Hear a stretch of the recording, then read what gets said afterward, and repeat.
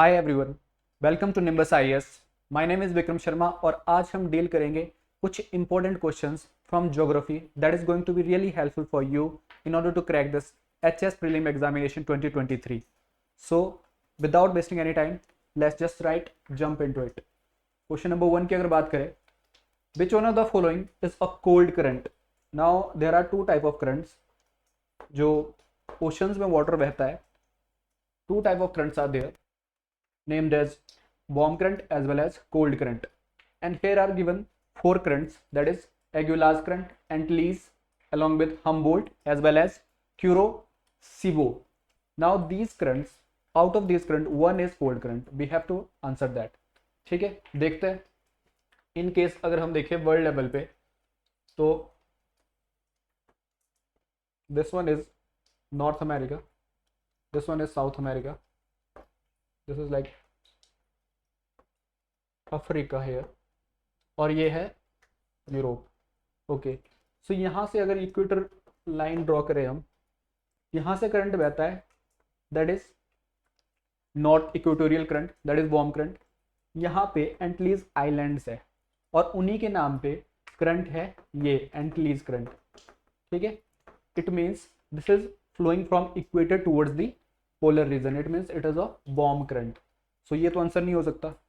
Second current यहाँ पे दिया हुआ है एगुलास करंट। एगुलास करंट कहाँ से बहता है? अब ये अफ्रीकन कॉन्टिनेंट है, यहाँ पे एक छोटा सा पार्ट है मेडागास्कर, इन रीजन के बीच से ये करंट बहता है। इट मीन्स ये करंट कहाँ से आ रहा है? इक्वेटर रीजन से होते हुए नीचे पोलर साइड जा रहा है। It means it is again a warm current, it means एगुलास current is a warm current. बचता है हम्बोल्ट करंट एंड क्यूरोशिबो। अगर क्यूरोशिबो की बात करें तो ये भी वार्म करंट है। ये वार्म करंट कैसे है? अगर यहाँ पे देखें हम तो ये अगर एशिया है, दिस वन इज एशिया है। अगर एशिया की बात करें तो यहाँ पे जापान है और जापान के इस साइड में दो करंट बहते हैं, एक वार्म करंट है, एक कोल्ड करंट है। Kuroshio current, this is a warm current, where as Oyashio is a cold current, और ये जापान के कोस्ट में मिलते हैं। इस वजह से जापान में फिशिंग बहुत ज्यादा प्रिवलेंट है, फिशिंग ग्राउंड क्रिएट करते हैं यहाँ पे जापान के कोस्ट पे। ठीक है, तो Kuroshio is again a warm current. So only one current left, that is Humboldt current. ये कोल्ड करंट है और इसको दूसरे नाम से भी जाना जाता है, दैट इज पेरू करंट। इसको कैसे जाना जाता है? Peru current. Peru is a country है, कहाँ पे है ये? साउथ अमेरिका में। ठीक है, यहां से बहता है ये करंट पोलर साइड से होते हुए इक्वेटर की तरफ, और यहाँ पे इसको पेरुवियन करंट या फिर हम्बोल्ट करंट के नाम से जाना जाता है, बिकॉज ये पोलर साइड से आ रहा है तो ये ज्यादातर कोल्ड होता है। ठीक है, कोल्ड करंट होता है। कईयों बार ऐसा देखा जाता है कि यहाँ पे थोड़ा सा बॉम्ब करंट चल रहा है। जब यहाँ पे बॉम्ब करंट चलता है और उस वजह से क्या होता है, हाई टेम्परेचर होता है और प्रेशर लो होता है, लो प्रेशर। इन केस कभी ऐसी कंडीशन हो कि यहाँ पे टेम्परेचर हाई हो, ठीक है, वाटर का, और प्रेशर लो हो, तो उस टाइम पे क्या होता है, यहाँ पे हवाएं जो है इस साइड मुड़ती है। आपको पता होना चाहिए प्रेशर ग्रेडियंट क्या होता है, high pressure to low pressure wind flow होती है। ठीक है, तो ऑस्ट्रेलिया से होते हुए हवाएं जो है यहाँ पे अमेरिका की तरफ, साउथ अमेरिका की तरफ मूव करती है, और उस वजह से यहाँ पे इंडिया पे इंपैक्ट दिखता है इसका। इंडिया पे इंपैक्ट कैसे दिखता है? इंडिया में मॉनसून कम आता है, that is El Nino condition. El Nino condition पैदा होती है। ठीक है, so this one should be the answer कि ये एक कोल्ड करंट है जो कि पेरू के कोस्ट पे बह रहा है। ठीक है, पोलर रीजन से होते हुए विंड आ रही है। ठीक है, C should be the answer. Question number 2 की बात करते हैं। The wide treeless grasses plain in South Americas are called, क्या बोलेंगे उसको? Treeless plains in South America. Now if you see, यहां पे टेम्परेट प्लेन्स की बात हो रही है, ये भी टेम्परेट प्लेन है। 4 options are given, one is prairies, second one is selvas, and third one is steppes, and the fourth one is pampas. Now यहाँ पे ये टेम्परेट ग्रासलैंड है, ये टेम्परेट ग्रासलैंड है, ये टेम्परेट ग्रासलैंड है, और ये जो है ट्रॉपिकल एवरग्रीन फॉरेस्ट है। ठीक है, और ये जो है कहाँ पे है? ये ट्रॉपिकल एवरग्रीन फॉरेस्ट इन साउथ अमेरिका ओनली।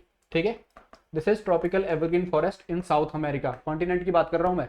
ठीक है, अगर इन टेम्परेट ग्रासलैंड की बात करें तो ये पैरीज कहाँ पे है? This one is in north America, ये नॉर्थ अमेरिका में है। अगर इसकी बात करें स्टेपीज की, स्टेपीज अगेन ग्रासलैंड है टेम्परेट रीजन में। नाउ यू शुड नो कि तीन रीजन होते हैं अगर अर्थ की बात करें। यहाँ पे इक्वेटर है, this one region between the tropic of cancer और ट्रॉपिक ऑफ कैप्रिकॉर्न में, इसको क्या बोलते हैं, ट्रॉपिकल रीजन। ठीक है, अगर इसके ऊपर जाएंगे हम एट अबाउट 66 के अराउंड डिग्री सेल्सियस पे लैटिट्यूड पे, और यहाँ पे भी सेम, तो ये जो रीजन है, ये रीजन जो है it is known as temperate region. इसकी बात हो रही है जो रीजन जो है जिनके बीच ये ग्रासलैंड पाया जाता है। अगर पैरीज की बात करें that is in north America, अगर स्टेपीज की बात करें तो ये कहां लाइज करता है, दैट इज इन यूरोप। ठीक है, यूरोप में लाइज करता है। ये जो है रसिया जो है उसमें ज्यादातर पार्ट आता है इसका, स्टेपीज का। इसके बाद बात करते हैं पैम्पस की। पैम्पस अगेन ये जो है अर्जेंटीना वाली जो बेल्ट है उस रीजन में, कहां पे, साउथ अमेरिका कॉन्टिनेंट की बात हो रही है। साउथ अमेरिकन कॉन्टिनेंट में पैम्पास बेल्ट में पाए जाते हैं ये ग्रासलैंड। ठीक है, तो क्या आंसर होना चाहिए इसका, that is a wide treeless grasses plain of South America because this is evergreen forest region. ठीक है, ये जो है अमेजोन वाली बेल्ट को बोलते हैं सेल्वाज। अगर बात करें यहाँ पे पैम्पास की, these are the grassland that are found in कहां पे, साउथ अमेरिकन बेल्ट में। इट मींस क्या होना चाहिए आंसर हमारा, D should be the answer. ठीक है, डी आंसर होना चाहिए। ऐसे ही बहुत सारे दूसरे ग्रासलैंड है, जैसे डाउन एक ग्रासलैंड है, कहां पाया जाता है ये, downs is in Australia.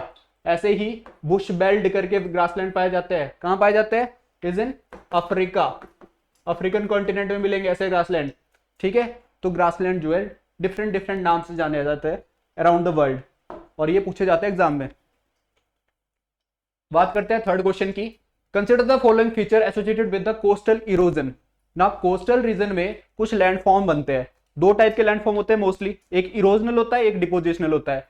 In case कुछ इरोजनल लैंडफॉर्म्स जो कोस्टल रीजन पे हमें दिखते हैं, अगर यहाँ पे देखें कोस्टल रीजन में, जैसे मान लो ये है इंडियन बेल्ट, ये अगर इंडिया बोले इसको, दिस वन इज इंडिया, और यहाँ पे है Bangladesh Myanmar belt. Okay, this one should B. यहाँ पे क्या देखने को मिलता है हमें, ये हार्ड रॉक है और ये यहाँ पे सॉफ्ट रॉक थी। अब जो ओशन की लहरें आ रही है, ओशन की लहरें क्या करती है, वेव्स यहाँ पे इरोजन करती है, तो ये हार्ड रॉक को इरोड नहीं कर पा रही है, वेयरएज ये सॉफ्ट रॉक को इरोड कर देती है। जब सॉफ्ट रॉक का इरोजन होता है तो हमें जो है सरफेस कुछ ऐसा दिखता है ओशन के करीब। ठीक है, ये हार्ड रॉक वाला रीजन जो है नहीं कटता, वेयरएज ये रीजन कट चुका है बिकॉज यहाँ पे सॉफ्ट रॉक थी। ठीक है, सॉफ्ट रॉक वाला रीजन कट चुका है, उस वजह से यहाँ पे बेस बनती है, इरोजनल लैंड फॉर्म है, जैसे बे ऑफ बंगाल की बात करें हम। ठीक है, और यहाँ पे हार्ड रॉक है तो यहाँ पे जो टिप होता है उसका कैप बोलते हैं उसको, जैसे कैप ऑफ गुड होप सुना होगा आपने। ठीक है, ऐसे ही कैप कैमोरिन, इस टाइप से कैप होती है, जो टिप होती है वो बनती है। It means it should be the deposition erosional landform. पूछा क्या है, which of the following feature associated with the coastal erosion. Erosion से कौन कौन से फीचर एसोसिएटेड है, so it is one that is associated with the erosion. Second की अगर बात करें Cliff and wave cut platform, तो यहाँ पे अगर देखा जाए तो ओशन जो है उसमें लहरें चलती है एंड वो काटती है रॉक को, जो उसके सामने रॉक है, उस वजह से एक क्लिफ टाइप प्लेटफॉर्म बनता है। ठीक है, कोस्टल रीजन में, और ये जो है इरोजनल लैंडफॉर्म की प्रॉपर्टी है अगेन। ठीक है, किसकी प्रॉपर्टी है, इरोजनल लैंडफॉर्म की, जो वेव्स ओशन की लहरें काट रही है और बना रही है। It means this one is again erosional type of landform, ये भी हमारा आंसर का पार्ट बनता है। उसके बाद बात करें केप एंड वेव्स, अगर केव्स बनती है, आर्चेस बनती है, स्टक बनते हैं, स्टंप बनते हैं। अब ये क्या है, इसमें अगर हम बात करें केव्स कैसी बनती है, यहां देखो एक रॉक है, ओशन की लहरें आ रही है एंड वहां पे इरोजन कर रही है। अब इरोजन जो है किस रॉक का होगा किसका नहीं होगा, बिकॉज यहाँ पे हार्ड रॉक सॉफ्ट रॉक का स्टेटास होता है। कई बार यहाँ पे हार्ड रॉक दिखेगी, यहाँ पे सॉफ्ट रॉक दिखेगी, यहाँ पे हार्ड रॉक होगी, यहाँ पे सॉफ्ट रॉक होगी। So there is a possibility कि किसको इरोड करेगी, अगर ओशन की वेव्स की बात करें, then erosion of the soft rock will be easier one. ठीक है, ये जल्दी इरोड हो जाएगी सॉफ्ट रॉक, उस वजह से जो है ये जो रॉक है इतनी सारी, तो इस रॉक का कुछ पार्ट जो है अंदर कट जाएगा और उस वजह से क्या क्रिएट हो जाएगी, यहाँ पे एक केव। ठीक है, केव क्रिएट हो जाएगी, इरोजन से बन रही है। इसी के साथ साथ जब ये केव जो है कंटिन्यूअसली इरोड होके इसके दूसरे पार्ट तक पहुंच जाएगी, ये आर्च बनाएगी। घरों में होती है ना आर्च, उस टाइप से आर्च बनाएगी, ठीक है। इस इरोजन का कंटिन्यूएशन है ये। और जब यहाँ पे ये आर्च इसको सस्टेन नहीं कर पाएगी, इसकी स्टेबिलिटी नहीं रहेगी ऊपर वाले पार्ट की, ये टूट जाएगा, तो यहाँ पे आपको एक लोनली सी रॉक दिखेगी इतनी बड़ी, ठीक है। इसको बोलते हैं क्या, स्टक। और इसी टाइप से जब इसका भी इरोजन हो जाएगा विद टाइम, और यहाँ पे ये छोटा सा दिख जाएगा आपको ओशन के अंदर, इसको बोलते हैं स्टम्प। कहने का मतलब है ये कैसा फीचर है, इरोजनल फीचर है। किसने बनाया है ये erosional feature, again it is formed by the waves, ठीक है। यहाँ पे एक और फीचर दिया हुआ है ग्लूज या फिर ग्लम्प्स, ये जो है साउंड है, ठीक है। जब पानी चलता है ना ओशन का, तो वहां पे क्या होता है कोस्टल रीजन पे देखने को, कि पानी जो है कईयों बार ऐसा दिखता है कि यहाँ से एक पत्थर के जो एज से है स्लाइडो के ऊपर जा रहा है, ठीक है। कईयों बार ऐसा देखा जाता है कि स्लाइडो के ऊपर जा रहा है और साउंड करता है, बट जैसे जैसे वो स्लाइड होके पानी जो है पत्थर से स्लाइड होके ऊपर जाता है, ठीक है। उस साउंड को क्या बोलता है, ग्लुप्स, ठीक है। ये जो है उस साउंड की आवाज है, ठीक है। ऐसे ही कईयों बार देखा गया है कि यहाँ पे मान लो केव है, ठीक है, जो कि सॉफ्ट रॉक में बनती है। इस केव से पानी जो है अंदर जाता है और यहाँ पे एक होल के थ्रू, ठीक है, जो कि इरोजन की वजह से बना है, पानी जो है हमें यहाँ पे ऊपर ऐसे दिखता है रॉक के ऊपर कोस्टल रीजन में। अब ये जो लैंड, ये जो फीचर है, ये इरोजनल फीचर है, इसको बोलते हैं गियोर्स। सो ये जो है कैसा फीचर है, अगेन इरोजनल फीचर। हमारे से इरोजनल ही पूछा है इन्होंने, that is this one should be the answer again. So last one बचता है, that is spit and bars. Spit and bar जो है डिपोजिशनल फीचर है। अब ये डिपोजिशनल फीचर कैसे हुआ, स्पिट एंड बार्स, जो ओशन की लहरें है अपने साथ जो है बहुत सारे डिपॉजिट्स लाती है। मान लो ये इंडिया है, इंडिया का सदर्न मोस्ट पार्ट है, पेनिनसुलर रीजन। तो यहाँ पे क्या होता है, ओशन की लहरें जो है आ रही है, अपने साथ कुछ इरोडेड मटेरियल लाती है एंड ओवर द टाइम यहाँ पे डिपॉजिट करती है, ठीक है। इसके कोस्टल रीजन में आपको ऐसा कुछ डिपॉजिशन मिलेगा। अब यहाँ तो मैं बहुत सारे डिपॉजिट बना दिए, लेकिन ऐसा नहीं है, लेकिन कुछ ना कुछ आपको ऐसी डिपॉजिशन जरूर दिखेगा। इसको बोलते हैं बार, ठीक है, bars. Spit and bars, spit जो है कनेक्टेड एक एज सा है, ठीक है, एक बैंड है, दैट इज स्पिट। और स्पिट एंड बार एक बैरियर बनता है जो मेन लैंड से अलग करता है इस पार्ट को, ठीक है, that is spit and bars, ठीक है। और ये जो है डिपोजिशनल फीचर है किसका, वेव्स का। इट मींस ये आंसर नहीं होना चाहिए। पूछा क्या गया है, choose the correct option from the code given below. In code में से करेक्ट क्या होगा, these are erosional feature, these are again erosional feature, these are again erosional feature and this one is also erosional feature except fifth one, spit and bar, जो कि किससे बना है, इनके द्वारा लाए गए मलबे से जो इन्होंने डिपॉजिट किया है यहाँ पे इसके कोस्ट पे, ठीक है। सो ये जो है डिपोजिशनल फीचर है। दो टाइप के फीचर है, याद रखना। सो फिफ्थ नहीं होना चाहिए हमारे आंसर में, बाकी सारे होने चाहिए, ठीक है। ऐसा ऑप्शन कौन सा है, सी, ठीक है, 1 2 3 4। So C should be the answer. बात करते हैं क्वेश्चन नंबर 4 की। Mushroom rocks are the typical land forms seen in. कहां पे मिलती है मशरूम रॉक, होती क्या है मशरूम रॉक, मशरूम रॉक क्या होती है, एक आपको जब आप डेजर्ट रीजन में जाओगे आइसोलेटेड सी रॉक दिखेगी जो कि ऐसी सी दिखेगी, बिल्कुल शेप मशरूम की तरह, ठीक है। अब ये क्यों होता है, बिकॉज यहाँ पे लाइक आई सेड अर्लियर कि रॉक मान लो ऐसी है। अब रॉक का एक पार्ट होता है सॉफ्ट, एक होता है हार्ड, ठीक है। रॉक के दो टाइप की रॉक्स हो सकती है, या सॉफ्ट रॉक हो सकती है या हार्ड रॉक हो सकती है। इन केस सॉफ्ट रॉक है नीचे डाउन में, ठीक है, तो इसका जो ये वाला पार्ट है ये कट जाएगा विद विंड। जो हवा का फ्लो है वो इसको काट देगा, ठीक है। ये वाला पार्ट कट गया, दिस वन पार्ट कट गया, तो आपको क्या बचेगा, एक मशरूम टाइप रॉक स्ट्रक्चर दिखेगा आपको, and that is formed in desert due to wind. Wind की वजह से बनता है। तो यहाँ पे हमारे पास कुछ 4 ऑप्शन दिए हुए। कोस्टल एरिया में बनता है, नहीं, ये फीचर कोस्टल एरिया का नहीं है। रिवर में बनता है, नहीं बनता रिवर में, ठीक है। डेजर्ट में बनता है ये feature, so C should be the answer. River में बहुत सारे फीचर बनते हैं। इन केस आप जैसे रिवर में बी शेप वैलीज बनती है, जॉर्जेस बनते हैं, कैनियंस बनते हैं रिवर के अंदर, ये सारे फीचर्स है। ये तो यंग रिवर में है। इसी के साथ साथ जब रिवर इरोजन करके नीचे लाती है अपने मटेरियल को, जो अपने साथ इरोड करके लाती है, तो यहाँ पे एलुवियल फैंस मिलेंगे आपको, मियांडर्स मिलेंगे, ऑक्सबाउ लेक्स मिलेगी, डेल्टास बनाती है रिवर। तो रिवर के भी अपने फीचर्स होते हैं, दैट इज अनदर थिंग, ठीक है। तो इसका आंसर क्या होना चाहिए, डेजर्ट हो, ठीक है, क्योंकि ये बिंड से बनते हैं और बिंड कहाँ फ्लो होती है, मैक्स टू मैक्स डेजर्ट में, क्योंकि एरिया मिलता है उसको फ्लो करने के लिए, तो उसकी स्पीड ज्यादा होती है, उस वजह से वो रॉक को तक तोड़ देती है। ठीक है, बात करते हैं क्वेश्चन नंबर 5 की। Mid oceanic ridges, ocean ridges की बात हो रही है, is formed due to plate moment which is the correct answer. किस टाइप की, देखो प्लेट जो है, प्लेट टेक्टोनिक थ्योरी है। ठीक है, ये थ्योरी जो है हमारे धरती जो है कहीं ना कहीं 7 मेजर प्लेट से बनी है। ठीक है, ये प्लेट टेक्टोनिक थ्योरी दी थी, ऐसी ही एक थ्योरी है continental drift theory, conventional current theory, sea floor spreading theory.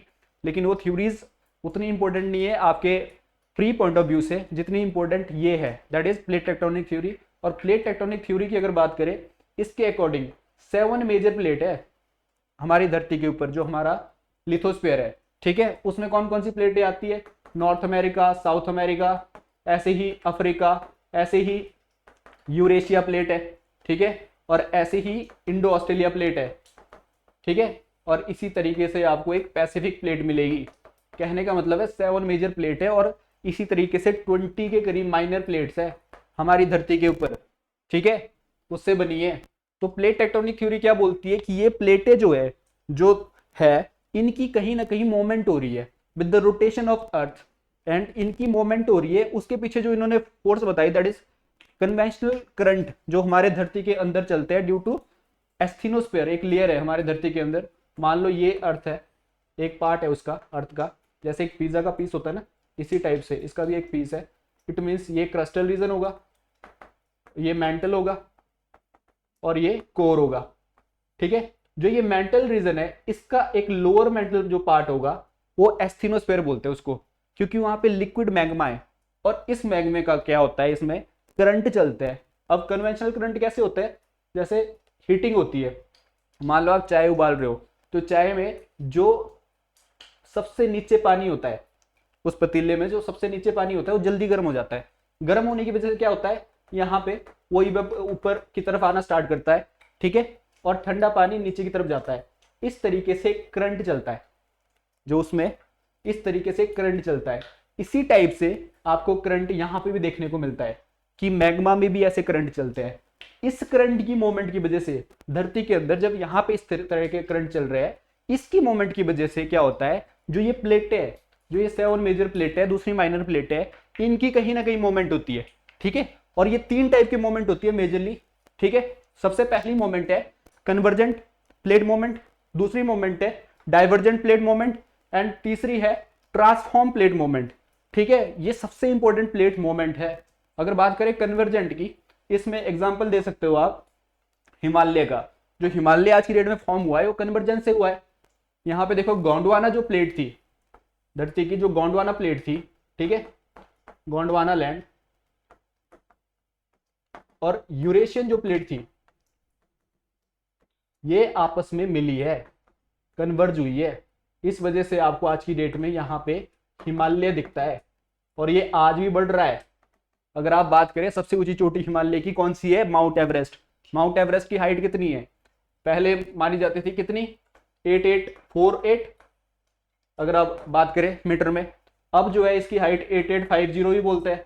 और ऐसा माना जाता है कि हिमालय जो है यंग फोल्ड माउंटेन है, फोल्डिंग से बना है और इसकी हाइट अभी और बढ़ेगी।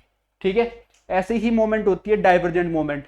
डाइवर्जेंट मोमेंट कहां देखने को मिलती है हमें, मान लो अटलांटिक ओशन है, 1 सेकेंड, डाइवर्जेंट मोमेंट देखने को मिलती है हमें जैसे अटलांटिक ओशन में। यहां पे क्या हो रहा है कि प्लेट्स एक दूसरे से दूर जा रही है।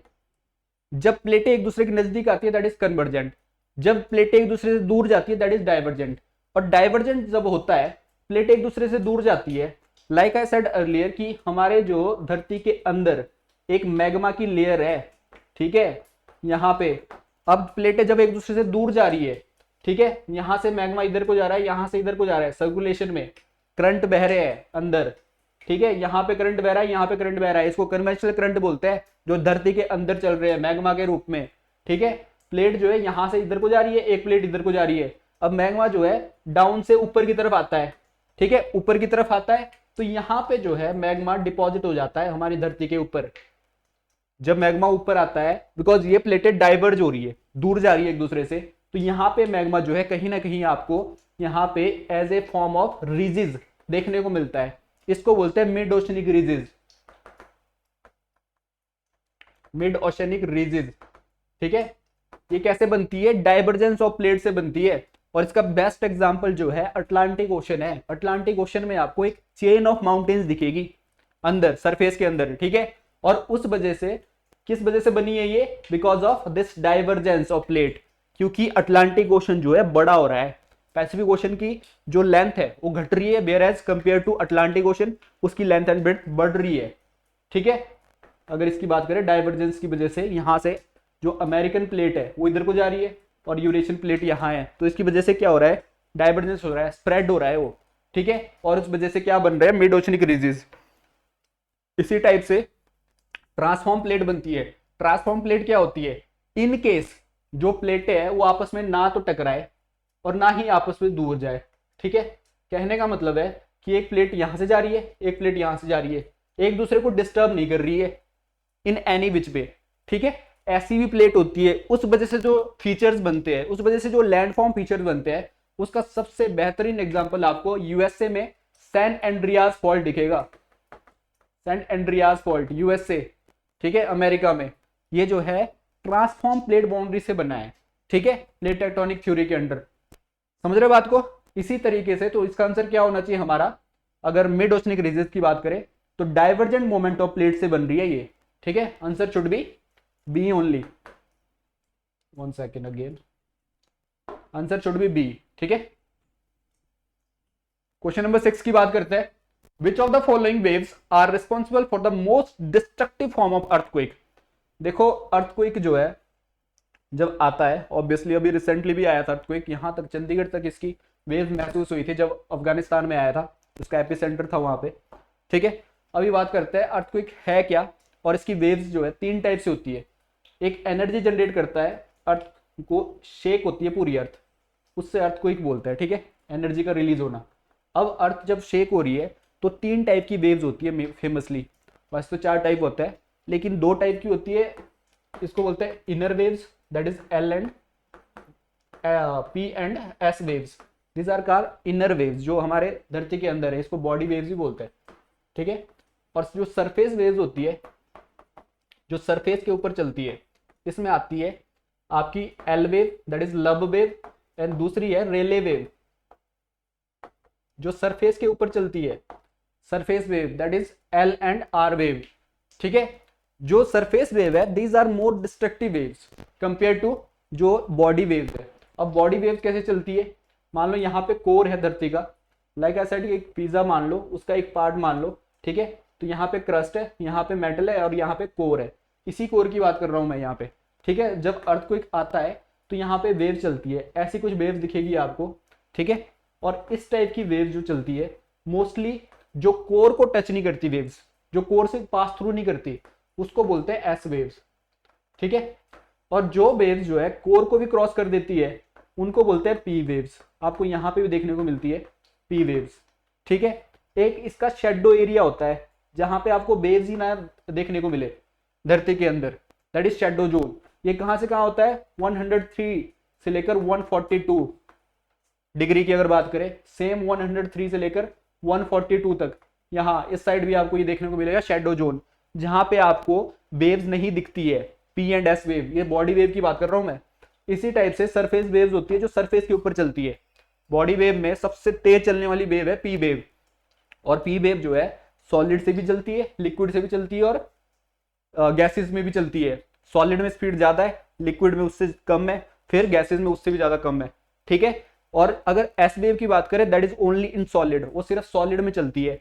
ठीक है, और एक को बोलते हैं लॉन्गिट्यूडनल वेव, एक है ट्रांसफॉर्म वेव। एक परपेंडिकुलरली चलती है, एक हॉरिजॉन्टली चलती है। अगर बात करें सरफेस वेव की, सरफेस वेव में एल वेव आती है और आर वेव आती है, रेले वेव एंड लब वेव। सबसे डिस्ट्रक्टिव वेव कौन सी है? एल वेव, जो कि सबसे डिस्ट्रक्टिव है, बिकॉज ये जो है फॉरवर्ड चलती है, फॉरवर्ड चलती है और बहुत ज्यादा डिस्ट्रक्शन करती है। सरफेस के ऊपर चलने वाली वेव है, सबसे लेट आती है और सबसे ज्यादा डिस्ट्रक्शन करके जाती है। ठीक है, जब भी अर्थक्वेक आएगा उसकी वेव चलती है, सिस्मोग्राफ में मेजर होती है ये। जैसे अगर मैग्नीट्यूड की बात करें अर्थक्वेक का, कौन सा इंस्ट्रूमेंट होता है अर्थक्वेक के मैग्नीट्यूड को मेजर करने वाला? रेक्टर स्केल, जिसमें अर्थक्वेक के मैग्नीट्यूड देखते हैं। कौन सा होता है? Richter, I think Richter scale. ऐसा ही एक स्केल होता है मेर्केले स्केल। मेर्केले स्केल ये क्या करता है? अर्थक्वेक की इंटेंसिटी को मेजर करता है, मेर्केले स्केल। ऐसे ही स्केल है सिस्मोग्राफ, सिस्मिक वेव्स को मेजर कर रहा है, उनकी इंटेंसिटी को मेजर कर रहा है सिस्मोग्राफ। ठीक है, इस टाइप के बहुत सारे इंस्ट्रूमेंट है जो अर्थक्वेक से रिलेटेड है और एग्जाम में पूछे जाते हैं कई बार। लेकिन अगर इसकी बात करें, मोस्ट डिस्ट्रक्टिव वेव पूछी हमारे से, तो मोस्ट डिस्ट्रक्टिव कौन सी होगी? That is L wave, surface wave. Surface wave तो है ही, और सबसे ज्यादा डिस्ट्रक्टिव है, सबसे लेट आती है और सरफेस के ऊपर चलती है, उस वजह से सबसे ज्यादा डिस्ट्रक्शन करती है, this one. So C should be the answer. बात करते हैं 7th क्वेश्चन की। Granite is a typical example of, किस टाइप की रॉक है? रॉक जो है 3 टाइप की होती है, इग्नियस रॉक होती है, सेडिमेंट्री रॉक होती है, मेटामॉर्फिक रॉक होती है। अगर इग्नियस रॉक की बात करें, उसमें भी 2 टाइप होते हैं। एक होते हैं जो हमारी धरती के अंदर होती है, फॉर्म होती है, एक होते हैं जो धरती के बाहर होती है। ठीक है, प्लूटोनिक रॉक होती है जो धरती के अंदर है, और वॉल्केनिक रॉक होती है जो धरती के बाहर है। प्लूटोनिक रॉक में सबसे बेस्ट एग्जांपल है ग्रेनाइट। इग्नियस रॉक की बात कर रहा हूं मैं, ठीक है। प्लूटोनिक रॉक में सबसे बेस्ट एग्जांपल है ग्रेनाइट। और इग्नियस रॉक की अगर बात करेंगे हम, इग्नियस रॉक में वॉल्केनिक रॉक जो कि सरफेस के ऊपर देखने को मिलती है, इसका सबसे बेस्ट एग्जांपल है बेसाल्ट।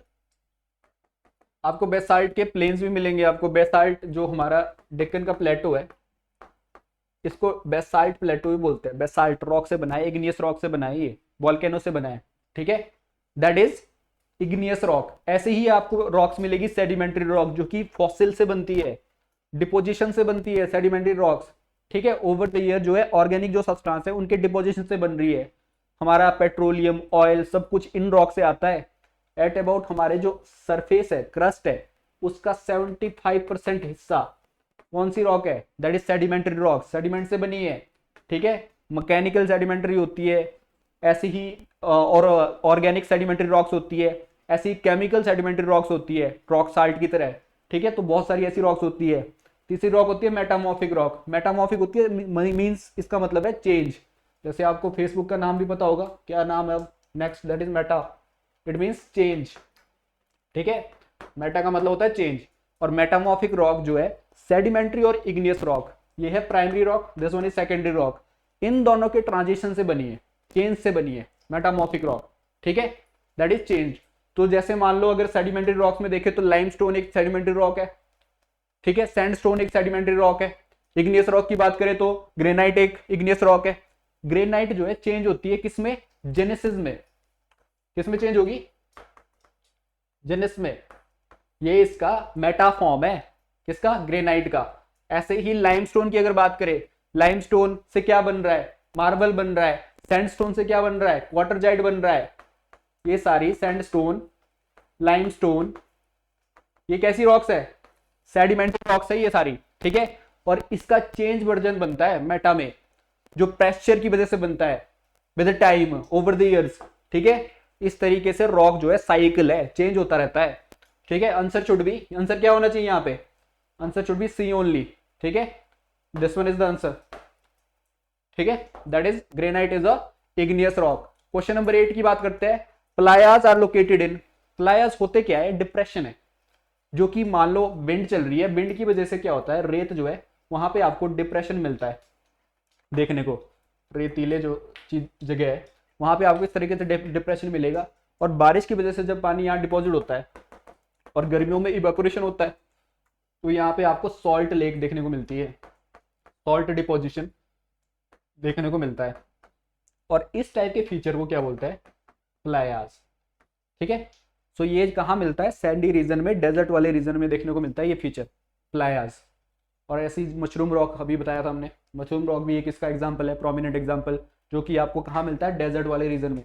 ठीक है, लोइस मिलते हैं डेजर्ट वाले रीजन में, जियोगन मिलता है, यारडांग मिलता है, ऐसे बहुत सारे लैंडफॉर्म, इरोजनल और डिपोजिशन लैंडफॉर्म के फीचर आपको वहां मिलेंगे। ठीक है, किसकी बात कर रहा हूं मैं? That is desert region. अगर डेल्टाज की बात करें, डेल्टाज कहाँ बनते हैं?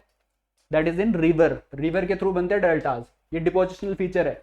दूसरी अगर यहाँ पे ऑप्शन देखा है low lying area in desert, obviously this should be the answer.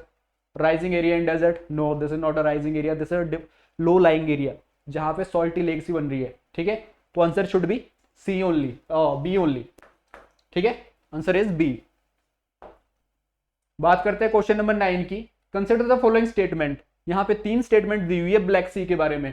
Black सी जो है बहुत ही इंपॉर्टेंट है अगर आपके एग्जाम पॉइंट ऑफ व्यू से बात करें, बिकॉज अभी रशिया यूक्रेन की जो कंट्रोवर्सी चल रही है, जो वॉर चल रहा है, उसमें भी इसका एक कहीं ना कहीं रोल है, ठीक है।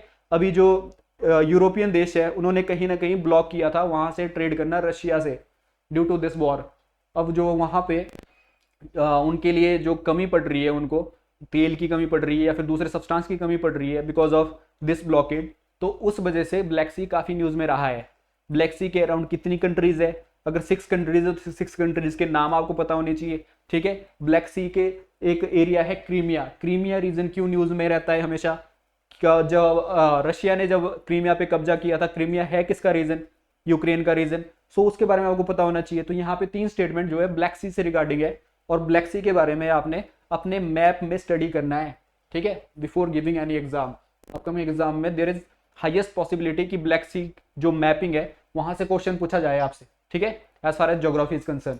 ब्लैक सी की अगर बात करें, Black Sea is an example of marginal sea. Marginal sea क्या होता है, जो मेन सी है, मेन ओशन है, मेन ओशन से कहीं ना कहीं एज पे कनेक्ट हो। मार्जिन होता है ना, जैसे पेज है आपका, पेज पे भी मार्जिन होता है, यहाँ पे आप क्वेश्चन लिखते हो, ठीक है, that is marginal sea. Marginal means at the end, ठीक है। कहीं ना कहीं ब्लैक सी जो है मार्जिनल सी है, और ये बिल्कुल सही स्टेटमेंट है। ये क्यों सही है, बिकॉज ब्लैक सी कनेक्टेड है मेडिटेरियन सी से कहीं ना कहीं। अब कैसे कनेक्टेड है ये बताऊंगा, ठीक है। ये स्टेटमेंट जो है सही है बिकॉज ब्लैक सी जो है उसका एरिया जो है कहीं ना कहीं through sea of Marmara connect होता है एजियन सी से। एजियन सी जो है किसके साथ है मिला हुआ, दैट इज मेडिटेरियन सी का पार्ट है। समझ रहे हो बात को, तो इट इज अगेन और right statement, that is it is a marginal sea. दूसरी अगर यहाँ पे स्टेटमेंट की बात करें कि ब्लैक सी के बारे में लिखी हुई है कि Black Sea is connected to the Sea of Marmara by strait of Kerch. ये जो स्टेट है ये ब्लैक सी को सी ऑफ मरमरा से नहीं करती कनेक्ट, ये किससे करती है, एजोल से, सी ऑफ एजोल। स्टेट ऑफ कच सी ऑफ एजोल से कनेक्ट करती है, और मरमरा सी से किस ब्लैक सी को कौन सी स्टेट कनेक्ट करती है, स्टेट, ऐसी बहुत सी स्टेट्स है जो कि बहुत इंपॉर्टेंट है। सो एक स्टेट है बॉस्फोरस स्टेट। कौन सी स्टेट है, बॉस्फोरस। ये पूछी जाएगी एग्जाम में कि बॉस्फोरस स्टेट किसको किससे कनेक्ट करती है। ये किसको कनेक्ट करती है, ब्लैक सी को सी ऑफ मरमरा से कनेक्ट करती है।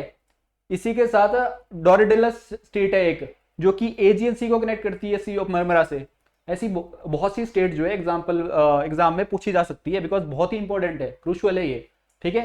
अगर थर्ड स्टेटमेंट की बात करें, because this is again wrong statement, third की बात करें अगर, तो Bosphorus strait connect Black Sea to the Sea of Azov. यहां पे ये जो है कन्वर्ट हुई है, बॉस्फोरस स्टेट जो है किसको कनेक्ट करती है, सी ऑफ मरमरा, ब्लैक सी को सी ऑफ मरमरा से कनेक्ट करती है। अगर स्टेट ऑफ कच्छ की बात करें तो ये सी ऑफ एजोल से कनेक्ट करता है, ठीक है, सी ऑफ एजोल।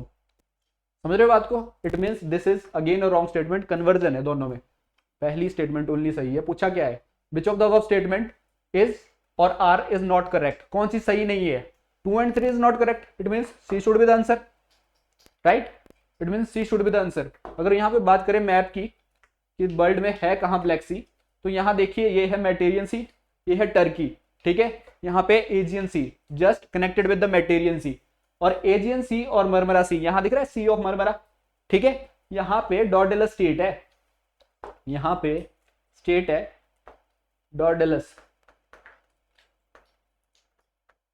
ये स्टेट आपको यहां देखने को मिलेगी, और यहाँ पे सी ऑफ मरमरा है। सी ऑफ मरमरा जो है इस्तांबुल के पास एक और स्टेट है, कौन सी स्टेट, बॉस्फोरस स्टेट, जो हमने अभी पढ़ी, ठीक है, इससे कनेक्ट कर रहा है बॉस्फोरस स्टेट से किसको, ब्लैक सी को। और ब्लैक सी के पास यहाँ पे रीजन दिख रहा है, ये स्टेट ऑफ कच्छ भी यहाँ पे दिख रही है, ठीक है। ये किसको कनेक्ट कर रही है, सी ऑफ एजोल को, किससे, ब्लैक सी से। और ये जो रीजन दिख रहा है क्रीमिया, ये पूछा जाता है एग्जाम में, ठीक है, क्रीमिया रीजन, ये जो ब्लैक सी के अंदर है, ये इधर क्रीमिया आइलैंड, और इस पे कब्जा किसका है, रशिया का, द करंट टाइम। कब कब्जा किया था रशिया ने, 2014 में। इसी वजह से जो एक समिट होती थी उसमें से किसको हटा दिया था, अब रशिया को हटा के G7 बची है। वो G7 में कितनी कंट्रीज है, कौन कौन सी कंट्रीज है, 7 ही है वैसे कंट्रीज तो, कौन कौन सी कंट्रीज है ये आप कमेंट सेक्शन में बताइएगा मुझे, ठीक है। बात करते हैं 10th क्वेश्चन की। Equator does not pass through which of the following countries. ऐसा पूछा जा सकता है कि किन किन कंट्री से ट्रॉपिक ऑफ कैंसर की लाइन पास होती है। देखो 3 लाइनें तो बहुत इंपॉर्टेंट है। बात करें अगर कौन कौन सी लाइन, दैट इज ये अर्थ है, यहां है इक्वेटर, ठीक है। लैटिट्यूड की बात कर रहा हूं मैं, लैटिट्यूड और लॉन्गिट्यूड तो फर्क पता ही होना चाहिए। ये है अर्थ, यहाँ पे है इक्वेटर 0 डिग्री सेल्सियस, 0 सेल्सियस नहीं सॉरी, ठीक है 0 डिग्री पे लैटिट्यूड की बात हो रही है, ठीक है। यहाँ बात करें तो यहाँ पे आपको देखने को मिलेगा एक लाइन, यहाँ पे भी इसके पैरेलल एक लाइन देखने को मिलेगी, इसको बोलते हैं ट्रॉपिक ऑफ कैंसर। क्या है ये, ट्रॉपिक ऑफ कैंसर, और ये है ट्रॉपिक ऑफ कैप्रिकॉर्न। किसकी बात कर रहा हूं, साउथ में। अगर सदर्न हेमिस्फीयर की बात करें tropic of Capricorn, northern hemisphere की बात करें ट्रॉपिक ऑफ कैंसर, एंड बीच में जो डिग्री 0 डिग्री पे है दैट इज इक्वेटर।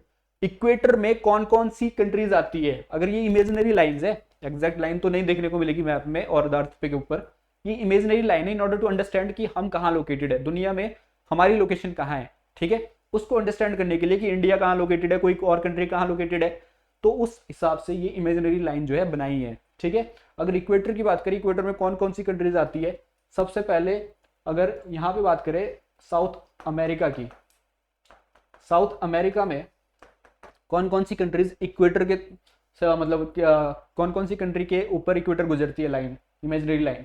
अगर बात करें तो यहाँ पे इक्वाडोर एक कंट्री मिलेगी आपको, इक्वाडोर ये कंट्री है जहां से इक्वेटोरियल लाइन पास होती है।